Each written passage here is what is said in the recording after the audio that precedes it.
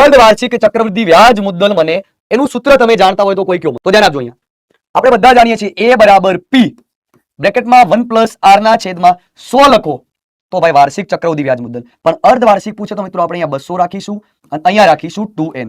શું રાખવાનું? 2n. દરેક વિદ્યાર્થી પોતાના ચોપડામાં લખી દેશે. એક્ઝામ્પલ ગણવામાં તમને ખબર મને ખબર આમાં મજા આવશે નહીં. તો એક બીજું સેન્ટેન્સ લખું છું, તમે યાદ રાખો. અર્ધવાર્ષિક ચક્રવૃદ્ધિ વ્યાજ ગણવા r/2. આટલું પહેલા મનમાં વિચાર આવવો જોઈએ. ડન. સમજો હવે.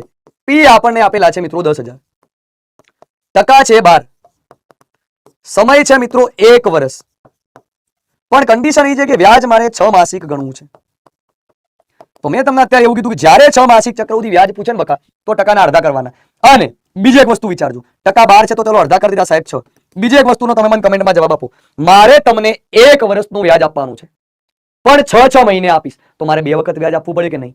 અને 2 વખતનું શોધવાનું આપણી પેલી પેટર્ન શોર્ટકટ કી કઈ છે ભાઈ? 2/1. બસ દાખલો હું આ પેટર્નથી ગણું છું. 10,000 ના 6% કેટલા થાય ભાઈ? 600. એનો ગુણ્યા 2 કરો સાહેબ એટલે 1200 થાય.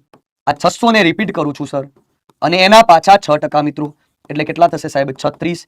એનો ગુણ્યા 1 એટલે 36. ભાઈ આ જે 1236 છે ને એ શું કહેવાય ખબર? ચક્રવૃદ્ધિ વ્યાજ.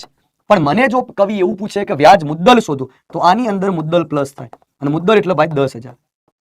તો જવાબ આવે 11,236. 11,236.